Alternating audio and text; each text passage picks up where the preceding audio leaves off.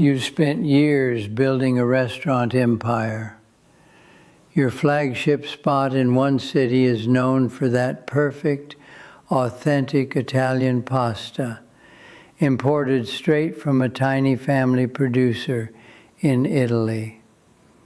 Another location just across the border has a line out the door for a curry that calls for a rare spice blend from the next region over.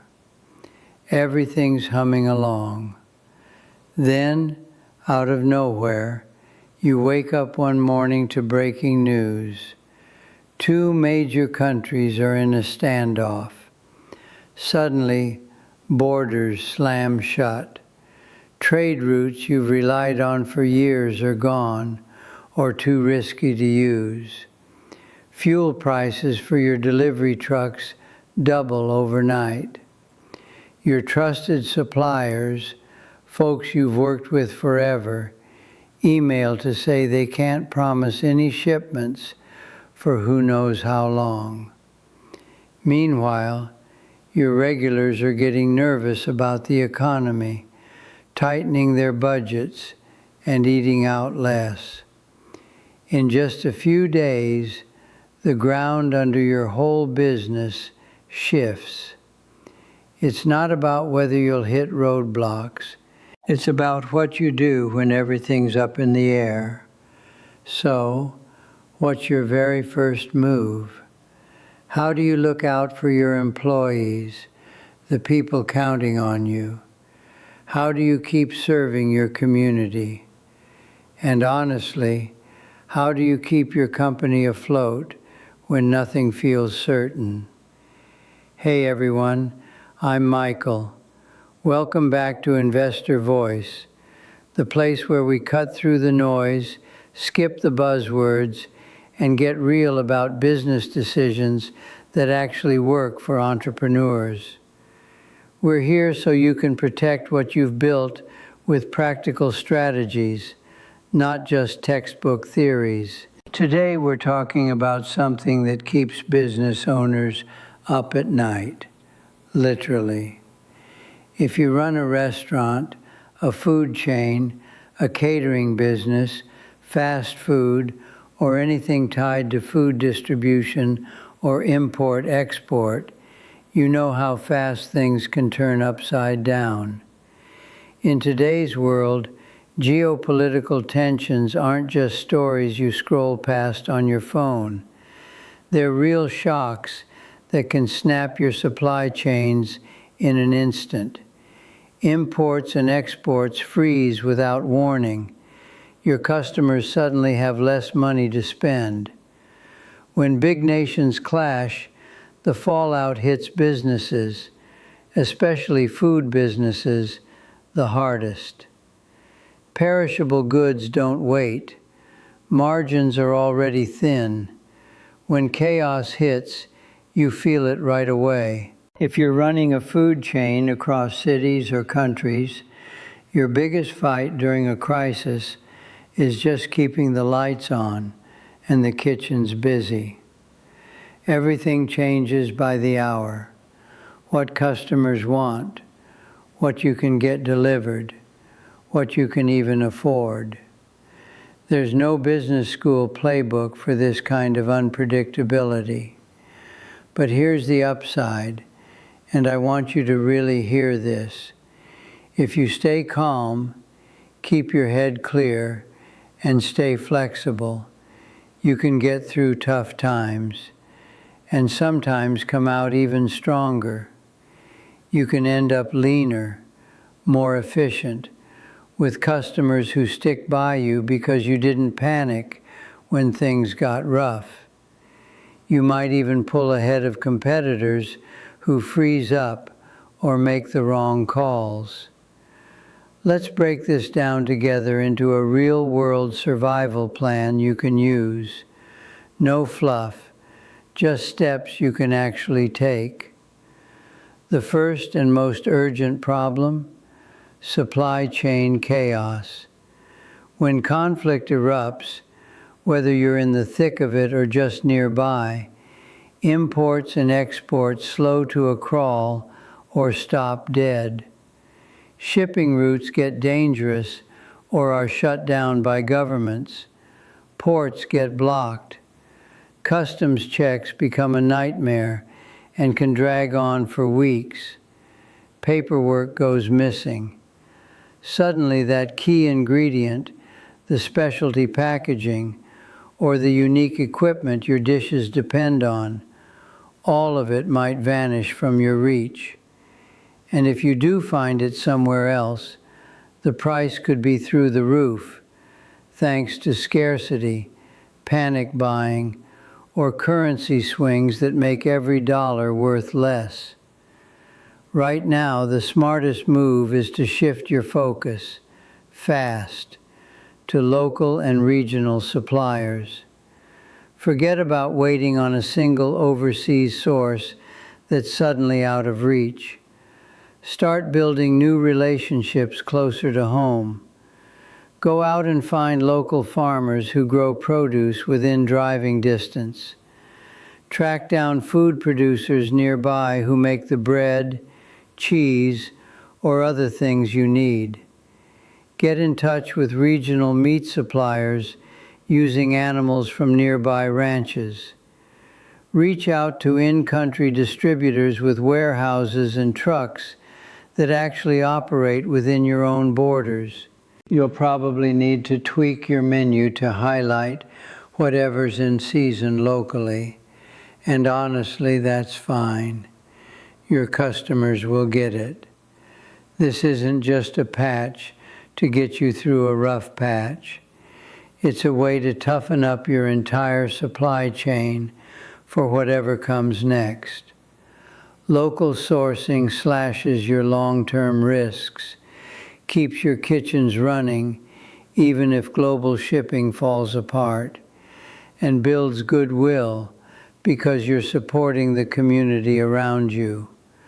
Plus, it makes your business less vulnerable to wild price swings and currency chaos you can't control. Of course, switching to local suppliers isn't just about picking up the phone. You have to get out there, visit farms and producers, check out their hygiene, see if they can handle your volume. Build those relationships before you're desperate, not after. Work out contracts that make sense for both sides.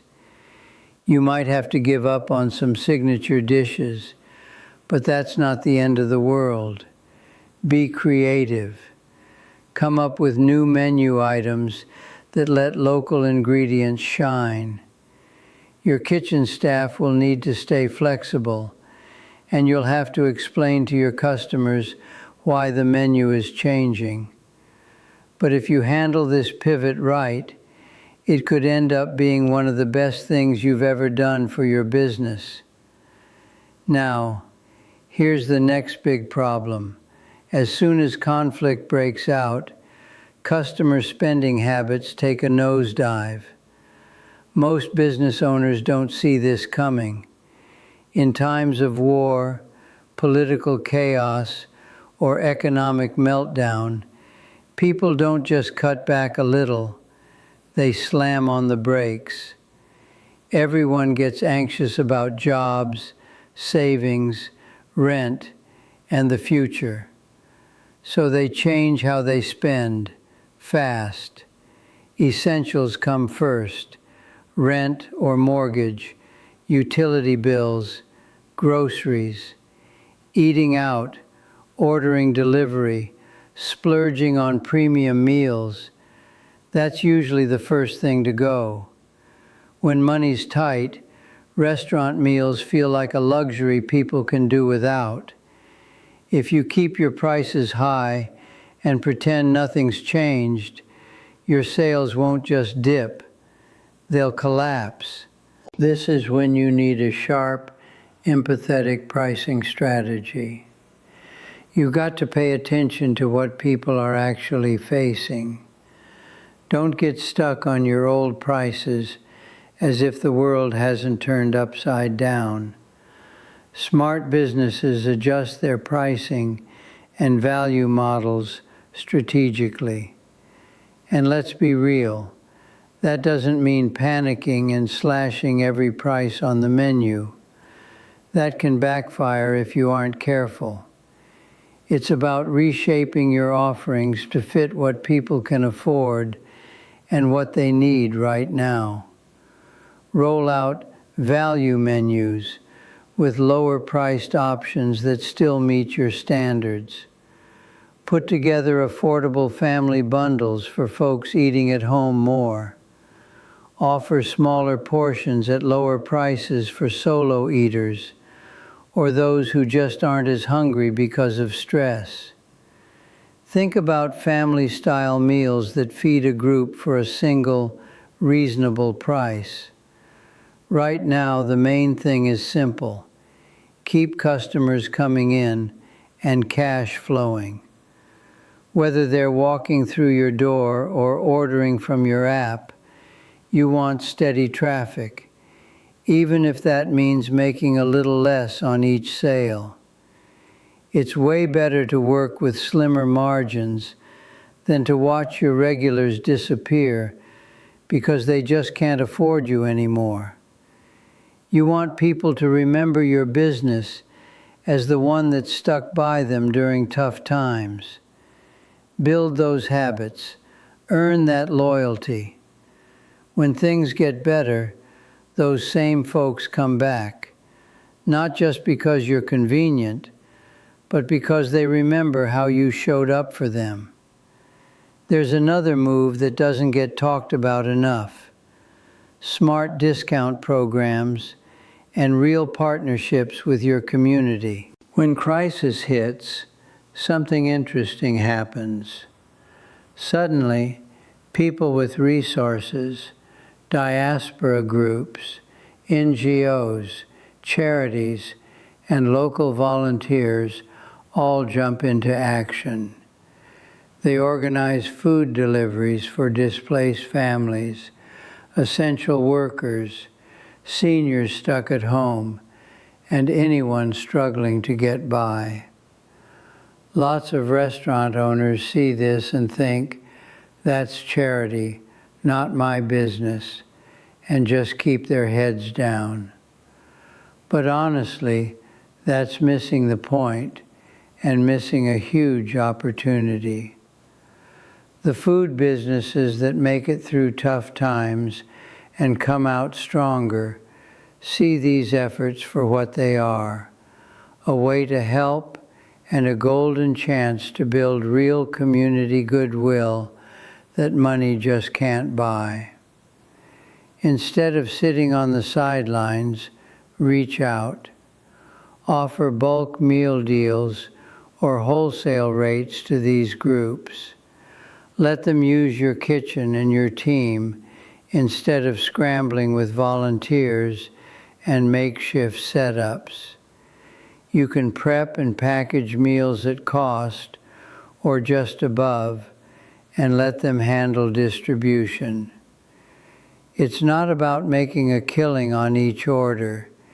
It's about two things that matter more than ever. First, you're giving back in a way people will never forget. You become the business that cares about more than just profit. That kind of reputation, it sticks. People remember who stepped up when things got rough.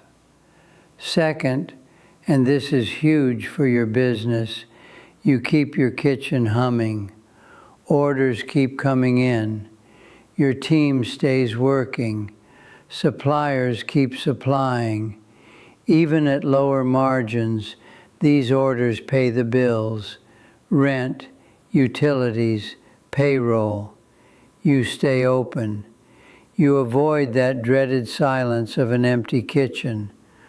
Once a restaurant goes idle, it's a slippery slope to shutting down for good. But if you're still cooking, still delivering, even at a discount, you're alive. You've got a future.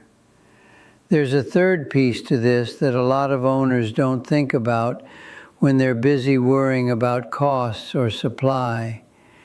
Get serious about local marketing and really plug into your community. Maybe you had big plans to expand, but now travel is out of the question, and national ads just seem out of touch.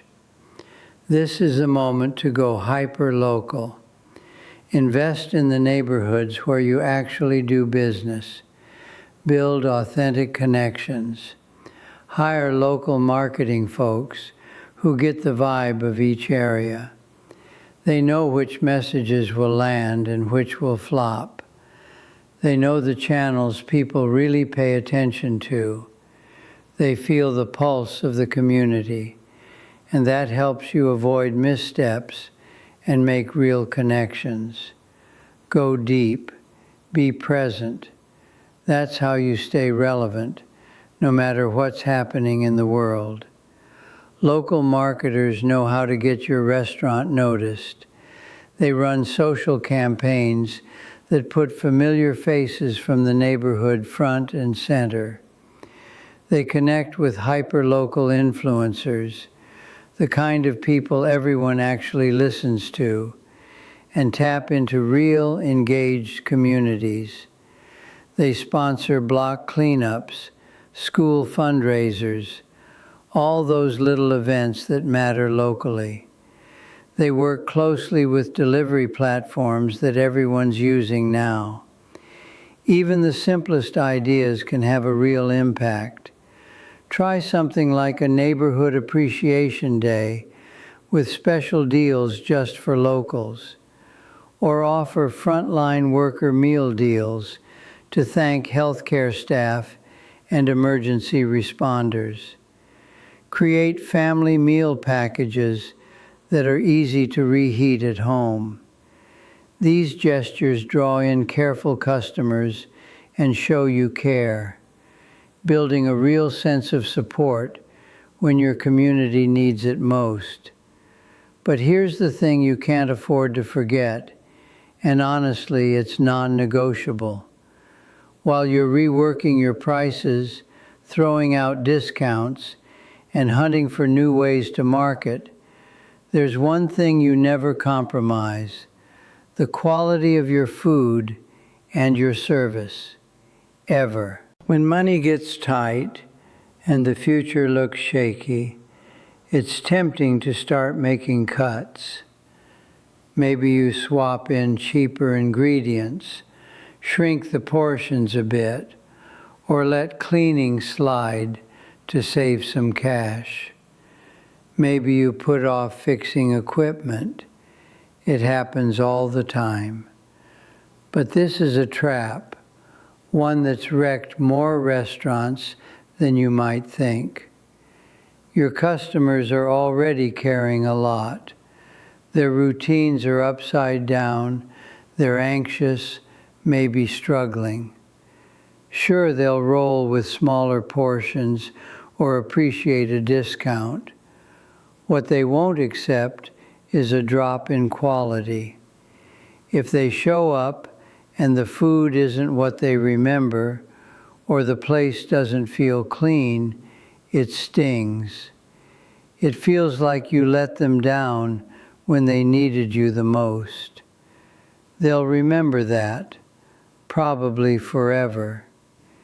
Your reputation doesn't come from ads or a flashy logo. It's built over time, every meal, every visit. When you stick to your standards, keep the kitchen spotless, hold on to your signature flavors, and use good ingredients, you're sending a message. We're steady. We're here for you, no matter what. Customers feel that. It sticks with them. And when the storm finally passes, they'll come back, not just out of habit, but with real loyalty. They'll remember who didn't let them down. Now let's talk about the people behind your business, because honestly, a restaurant is nothing without them. And while we're at it, let's call out some of the big mistakes that can sink a business during tough times. The first one, panic pricing and wild financial decisions. Some places see an ingredient shortage and jack up the price on every dish that uses it, hoping for a quick cash grab. Sure, you might get a short bump in profit, but it's a disaster for your reputation. It makes you look greedy and out of touch, like you're taking advantage of a bad situation. And word gets around. People talk, they post online, and they remember. That kind of damage can stick for good. The same goes for making reckless investment decisions, pulling money out of fear, or tossing your budget out the window. All of it can do lasting harm. Here's another all too common mistake: cutting staff too fast and doing it without any real thought or empathy. These employees aren't just numbers on a spreadsheet. They're your front line, your foundation, the folks welcoming customers, cooking meals, scrubbing the kitchen, and putting out fires every day. If you give them the chance, they're the ones who will help you pivot and pull through tough times. So before you panic and start laying people off at the first sign of trouble, which, let's be honest, only creates fear, tanks morale, and leaves you short-handed when you most need new ideas, try to think outside the box. Sit down with your team and tell them what's really going on. Maybe you can tweak schedules to match slower shifts. Maybe you cross-train people so they can jump into different roles. You could look for ways to run the kitchen more efficiently with fewer hands, or even talk openly about everyone temporarily taking fewer hours, with the promise of bringing them back up when things get better. If you hang on to your skilled, loyal team, you'll bounce back so much faster when stability returns, and you'll earn a level of staff loyalty that's worth its weight in gold. Here's another big one, and it happens all the time when owners get overwhelmed. Going quiet and forgetting to communicate openly with your customers. When people don't hear from you, they assume the worst. Maybe that you've shut down for good, or that you're cutting corners behind the scenes.